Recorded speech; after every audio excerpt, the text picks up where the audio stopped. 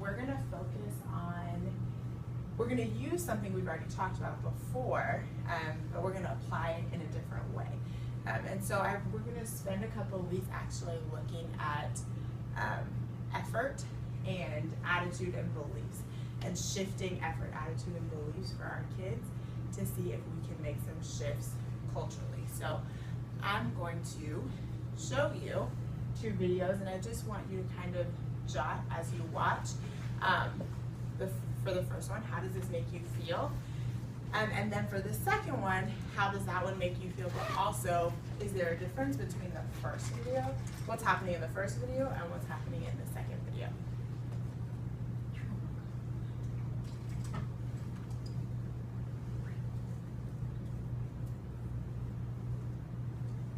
I'll take up the pins after our conversation. Just go. Just put it this way.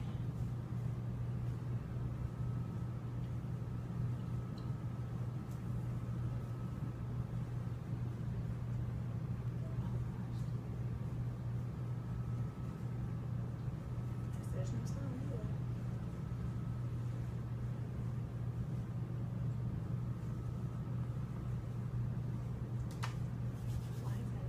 Okay, well, you can just watch it without the sound. Okay.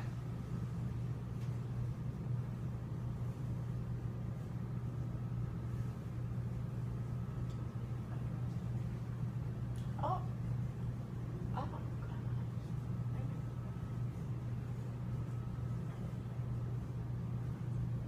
Oh.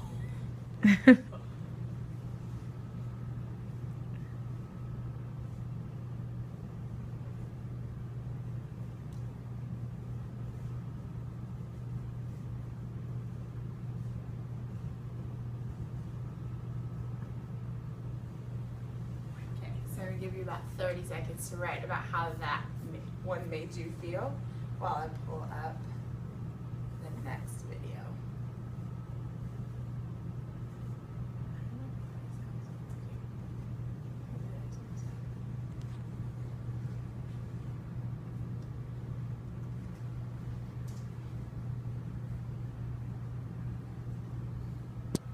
She looks so much better than me.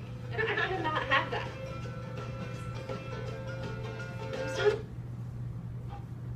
Take about 10 more seconds.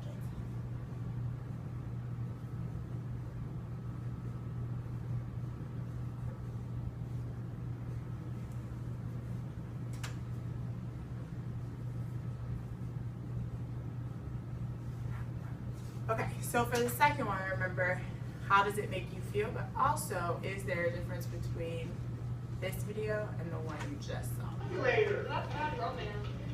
What are you doing with that calculator? It came off because you're pulling off, you destructive. I just saw you sitting there pulling it off. What's wrong with you? Oh my God, you're destroying this because you thought it was gum? What's the matter with you? God, there's something wrong with you. I don't think you're destroying it. You better Oh my God, it's from Walmart. Okay, take 30 seconds.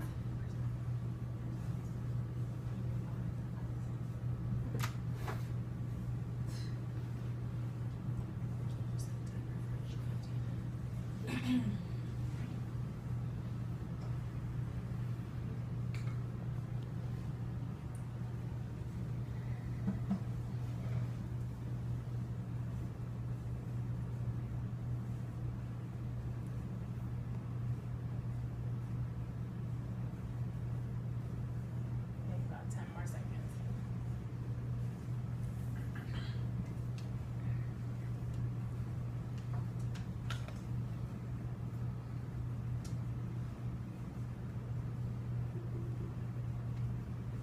Okay, so does anybody want to share what they saw and whether or not there's a difference between those 2 videos? I don't think it's a difference. I think that the boss with the adult was really, really rude, and of course he needs to, regardless of what was said or what transpired, he needs to find a better way to communicate. The teacher, that was a child, and I think that he overreacted about the calculator. However, the students were egging him on. Like, she was like, you can just get this from Walmart. So when they know that he may be at that level, then maybe she needs to back off. But I think they both acted the same. They overreacted and they acted really inappropriate as leaders. I put for both of the videos. It felt hostile. Like both environments felt really hostile. I felt sorry for the victims, the people that were being yelled at. I felt sorry for them, especially the first one, because he seems like that's his job and he's an employee. Even when he knocked over all the stuff, he cleaned it back up, which means that his job is something that he needs. So rather than just walking out like somebody, like I would just walk out. I'm not gonna take that from anybody. I thought the difference was that the first one, he was actually being yelled at by himself. The second one, the teacher was yelling at a student in front of everybody, so everybody can see and observe the disrespect. And I feel like that's sometimes harsh because it magnifies the injustice that's associated with the person that's being attacked. Okay, so do you think either person in the video is going to get the desired behavior from the student or from the employee? Absolutely not. Okay, so that's actually what I want us to talk about today. So we're going to focus on how we get desired behaviors from kids. And it's actually going to be a series of sessions that we do on this, and this will just be the first one. But thinking about what it takes for us to be able to get the desired behaviors from kids and actually see kids grow behaviorally as well as academically. And we're going to do that by focusing on growth mindset. So Daryl, will you please read the first objective? Sure. Describe how growth mindset impacts outcomes for students. Ashley, the second one. Understand the importance of the 4 key messages. And then the third one, please. Engage in role plays using decision-making skills to ensure students are provided an opportunity to grow. Okay, so Kiera, will you read this quote for us, please, about growth mindset? People believe their talents and abilities can be developed through passion, education, and persistence. For them, it's about a commitment to learning, taking informed risks, and learning from the results. Surrounding yourself with the people who will challenge you to grow. Looking frankly at your deficiencies and seeking to remedy them. Okay, so I want us to kind of keep that quote at the center of what we do today, just thinking about why growth mindset is so important for us and for our kids. And I want to connect it to the KFET just so that everything we do is grounded in becoming better teachers, and it should be aligned to what KIP expects from us as awesome teachers. So this aligns to the classroom culture piece of the KFET, and it's 2.1 expectations, and B, making sure that we insist that students take risks, make and learn from their mistakes, and admit confusion. And today we're really going to focus on kids being able to make and learn from their mistakes. On top of that, I know we've seen this before, but KIP is 51% character and 49% academics. So those character strengths are really at the center of what we do, and it involves us being able to mold our kids into good people. And then that MLK quote about intelligence and character being the goal of what we do. So we've done a lot with growth mindset academically, and I think as a team, we're really awesome at getting kids to take risks in the classroom, to know that it's okay to give a wrong answer, to struggle through to get the right answer. And so I want us to be able to take that and shift it to how we coach kids around culture and behavior. So, Daryl, read that for me, please. Sure. Research makes clear the connection between effort and achievement. Believing you can often makes it so. Okay. Mindset, Ashley. The views held by a person about the nature of abilities and of their own abilities. So we want our kids to really believe that they're capable of changing their behaviors, of changing anything about them. Just like their intelligence is malleable, and we want them to believe that their brain can grow, like as far as intelligence goes, we also want them to know that like I can change my behavior. It's not set in stone. Okay, so we're gonna practice flipping a couple of phrases about growth mindset. Typically, we talk about growth mindset in the frame of academics, our kids being able to grow their intelligence, and so I want us to practice flipping it so that it applies to their mindset about culture and behavior. So, for the fixed mindset, how might I flip that so that it applies to culture and behavior?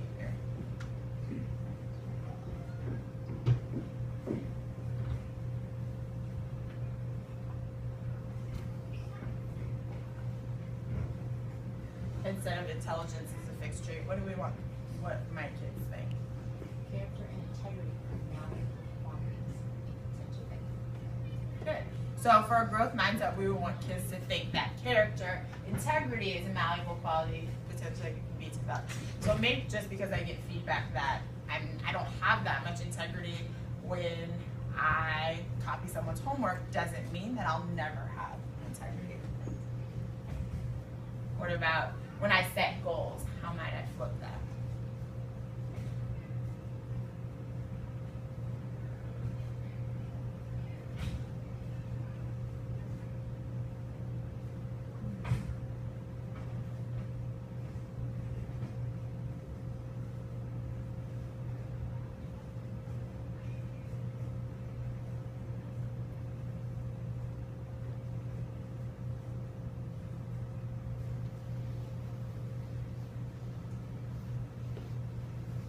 Anybody have a guess?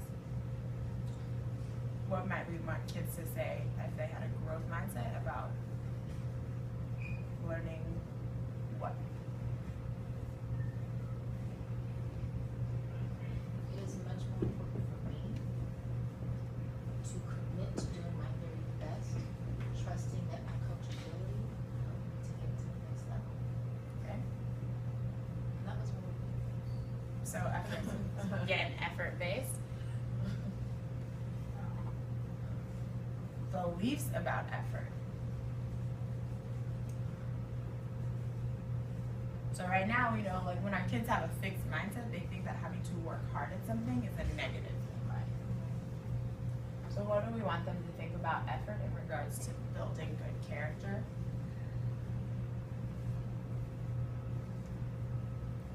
Do we need to put that one?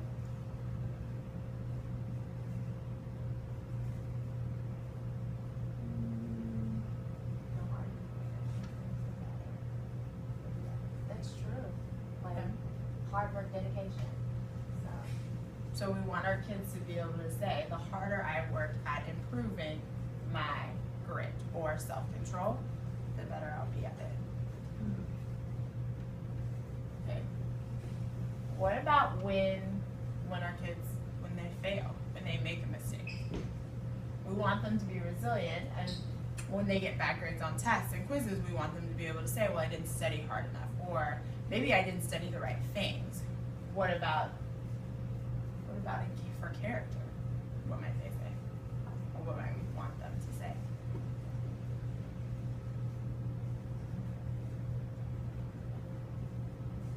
However, like you can say, I didn't study hard enough.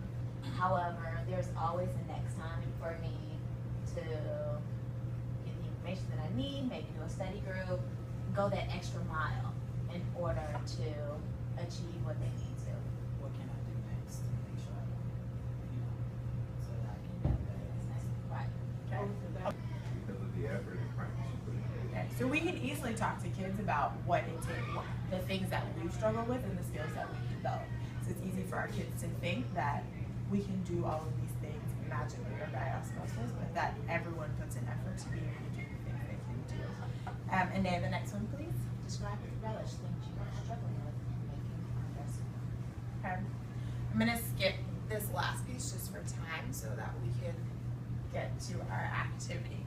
Okay, so these are questions that we can ask our kids to make sure that they're developing a growth mindset. So, you know, those kids that we have to have those conversations with during the day, at the end of the day, circling back with that kid and saying, well, you made a mistake at lunch. What did you learn as you went through the rest of the day, and how are you gonna do it differently tomorrow? Or what did you work hard at today? What mistake did you make that you learned from today?